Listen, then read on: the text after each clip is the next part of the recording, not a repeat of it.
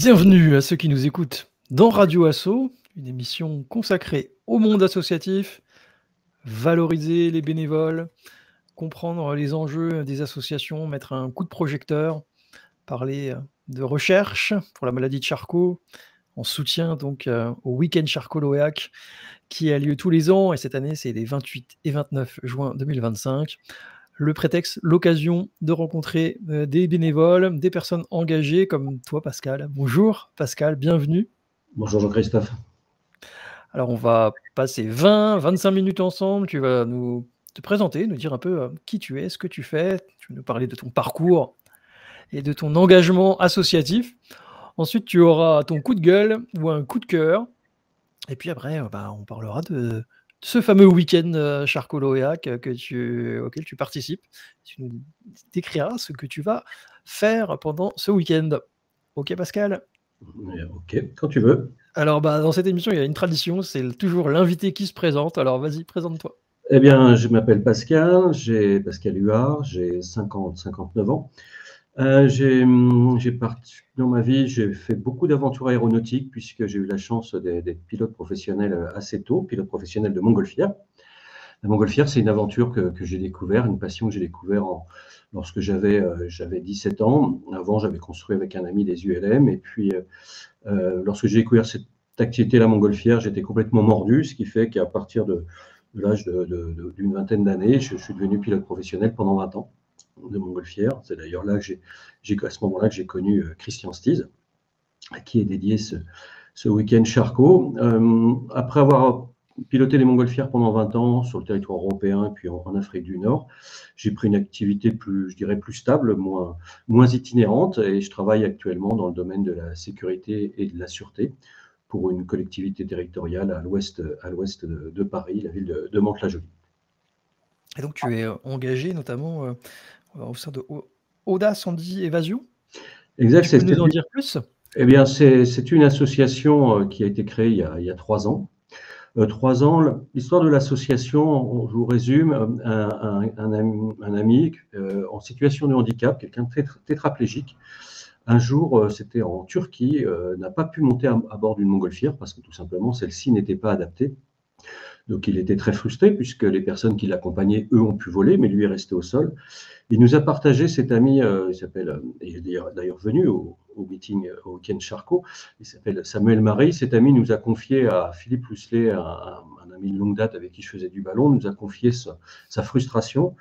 Et sur un coup de tête, on a décidé de relever le défi, c'est-à-dire non seulement pouvoir le faire voler en montgolfière, mais pouvoir adapter des montgolfières et des dirigeables pour que les personnes en situation de handicap puissent non seulement voler, mais puissent piloter et voire devenir instructeurs pour eux-mêmes partager leur passion. C'est-à-dire ne pas être uniquement passager, mais être acteur de leur vol en devenant pilote. Donc cette aventure, elle a commencé il y a 3 ans. Nous avons d'ailleurs présenté un prototype il y a 2 ans au week-end Charcot. L'année dernière, nous avons fait voler la machine, la première montgolfière au monde adaptée au pilotage en situation de handicap. Et cette année, nous reviendrons avec 2 montgolfières sur le week-end de Charcot. Donc, dans cette association, je suis secrétaire de l'association, c'est que je m'occupe du quotidien de la vie de l'association, lorsque je ne pilote pas, lorsque les machines sortent, mais je m'occupe du quotidien, c'est-à-dire comme tous les secrétaires généraux d'associations qui nous écoutent connaîtront l'envoi des convocations, l'organisation des réunions, le suivi des plannings, l'intégration des bénévoles sur les événements. Donc, je m'occupe du quotidien de la vie de l'association. Et qu'est-ce que ça implique alors de transformer une montgolfière pour qu'elle soit accessible ? Alors, il a fallu déjà ne pas prendre la place d'une personne en situation de handicap. C'est-à-dire, ce sont les personnes en situation de handicap qui ont exprimé leurs besoins. De plus, il n'y a pas un handicap, il y a des handicaps. Chaque personne en situation de handicap, en fonction de son handicap, est confrontée à des problématiques physiques différentes, mais ça peut être aussi des problématiques d'organisation de vie, des problématiques psychologiques par rapport à la difficulté du handicap. Donc, nous nous sommes mis au service des personnes en situation de handicap et c'est avec eux que nous avons travaillé. On appelle d'ailleurs plus ça des nacelle de montgolfière, on appelle ça sur des cockpits de montgolfière parce qu'elles s'ouvrent avec des portes, il y a des rampes qui se déploient et il y a une accessibilité de tous les organes de vol. C'est-à-dire qu'un pilote de montgolfière, d'une montgolfière classique, doit lever les bras pour pouvoir toucher son brûleur, pour pouvoir l'atteindre. Nous avons un report des manettes de gaz du brûleur qui va jusqu'au niveau de la personne assise. Et tout a été entièrement repensé pour pouvoir gonfler cette machine, pour pouvoir la piloter en étant en position assise. Position assise parce que nous sommes rentrés avec notre fauteuil roulant dans le cockpit, ou position assise parce qu'en situation valide, par exemple, nous sommes assis sur un siège dans ce cockpit-là. Mais toute la machine a été entièrement repensée, c'est-à-dire que ce n'est plus du tout une nacelle de montgolfière comme il existe actuellement sur le territoire. Alors, c'est quoi les défis de l'association au quotidien? Se faire connaître? Les défis de l'association, c'est à la fois être toujours dans la recherche et le développement pour pouvoir que les machines soient de plus en plus adaptées, dirais-je. C'est à la fois trouver en même temps du financement via des mécènes ou des sponsors pour ces machines. Et puis, c'est faire vivre l'association dans un cadre, je dirais, festif, de manière à ce que toutes les personnes, quelle que soit leur situation dans l'association, certaines ne viennent qu'une fois de temps en temps, d'autres sont extrêmement réguliers, d'autres vont avoir une approche de pilotage pur parce qu'ils ont envie d'être pilotes. Il y a tout un tas de facteurs qui réunissent les gens dans une association. C'est un petit peu comme une cuisine, comme une belle pâtisserie, mais il faut trouver les ingrédients pour que ça matche à chaque fois. C'est que les personnes aient envie d'y rester dans l'association parce qu'ils ont envie d'en être, ils ont envie de partager tous les moments de joie que l'on a ensemble. Et puis, pour tout ça, il faut des budgets, pour tout ça, il faut une gestion rigoureuse, il faut pouvoir contacter des médias pour pouvoir séduire ensuite des mécènes ou des partenaires. Donc, on peut considérer que l'on est dans le cadre d'une entreprise, enfin une entreprise qui n'est pas à but lucratif, mais une entreprise avec un projet entreprendre pour tout le monde. Et le monde de la montgolfière, c'est combien de membres en France? Alors, on peut estimer qu'il y a à peu près peut-être 1000 personnes qui gravitent autour de la montgolfière. Vous avez après des pilotes, vous avez peut-être 800 pilotes. Sur les 700-800 pilotes, certains pratiquent l'activité très épisodiquement, une fois de temps en temps, quelques fois dans le week-end, quelques week-ends par an, excusez-moi, ils volent en ballon. D'autres sont beaucoup plus assidus, volent énormément, mais tout dépend de leur emploi du temps. Mais c'est quand même une activité qui est assez peu connue sur le territoire, sauf sur ce qu'on peut appeler des hotspots. Sur la vallée de la Loire, vous avez des compagnies de montgolfières professionnelles qui se développent pour le transport de touristes, donc les gens voient passer beaucoup de ballons. En montagne, à certains endroits aussi, ou lors de rassemblements, il y a plusieurs, tels que le week-end de Charcot, là les gens ont la chance de voir 30 ou 40 ballons d'un seul coup. Mais c'est quand même une activité qui est peu commune sur le territoire. Il y a des championnats aussi qui sont... Vous avez des championnats tous les ans, des championnats de France, ça regroupe une cinquantaine de pilotes en général.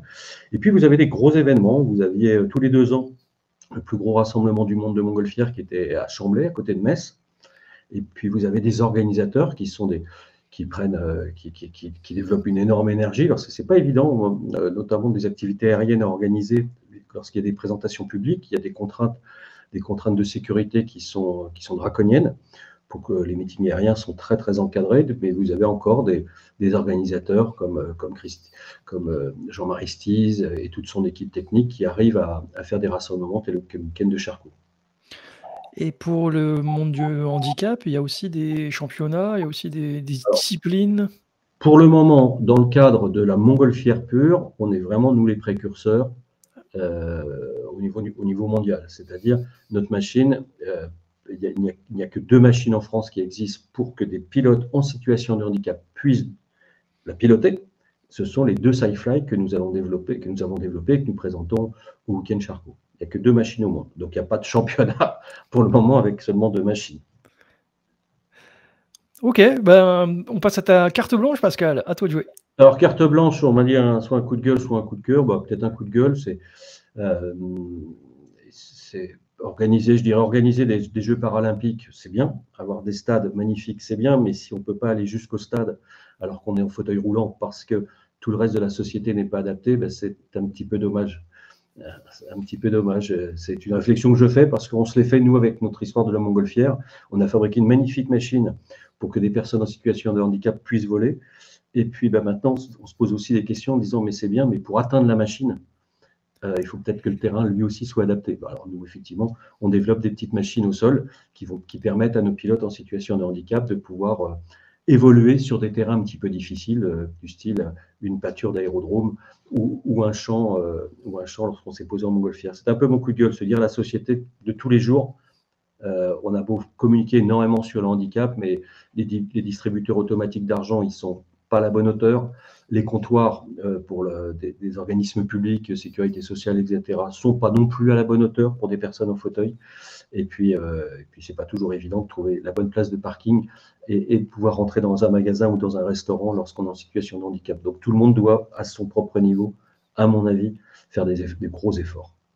Alors ce combat que tu mènes, pour, améliorer le quotidien des personnes en situation de handicap, il vient d'où? Tu es toi-même confronté au handicap dans ta vie perso? Alors, avant de travailler, avant de m'investir dans cette association d'incendie évasion, j'avais été confronté comme tout le monde par des personnes en situation de handicap, mais je n'avais pas été confronté au quotidien pendant longtemps avec des personnes en situation de handicap. Là, avec ce projet, Sidefly, le projet d'incendie évasion, nous passons des week-ends ensemble au quotidien avec des personnes en situation de handicap. Et ça m'a renforcé dans l'idée qu'il faut vraiment tous se battre. Ça m'a renforcé aussi dans l'idée que lorsque je reviens d'un week-end avec les copains en situation de handicap, c'est moi qui gagne de la force. Parce que mes petits problèmes, en fin de compte, ils ne sont pas très, très importants.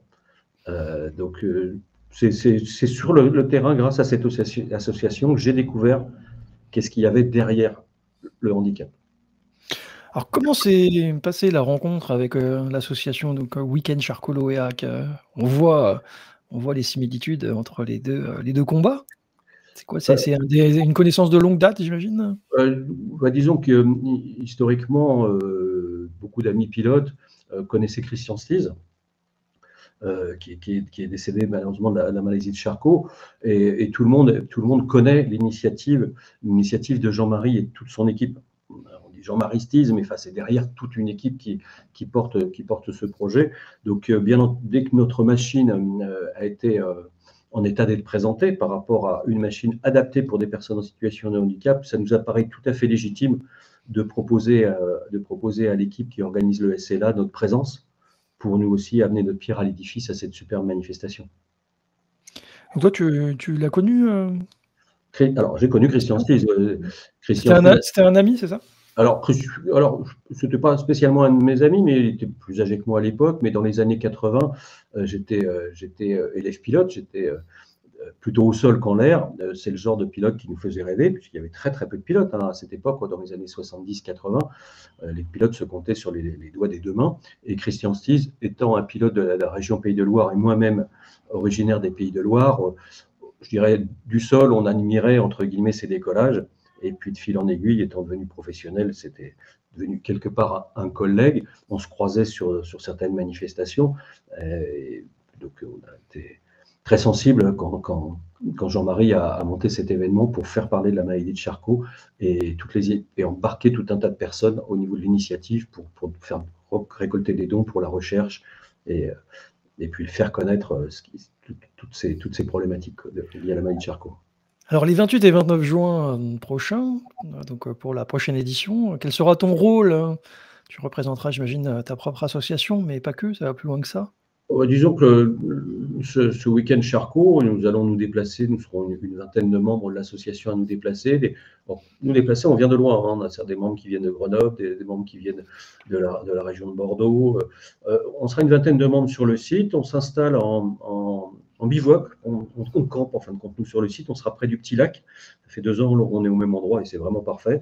Et là, on reçoit toute la journée les personnes qui veulent en savoir plus sur notre machine parce qu'il y a un intérêt technique qui peut intéresser d'autres personnes, d'autres des personnes qui veulent dialoguer avec nous parce qu'ils ont dans leur entourage ou sont eux-mêmes touchés par une problématique du handicap et peut-être que ça va leur donner des envies de voler avec nous, des envies de partager notre aventure. On est là pour vraiment offrir toute notre énergie à tout le public qui va se présenter en journée sur l'espace qui nous est imparti.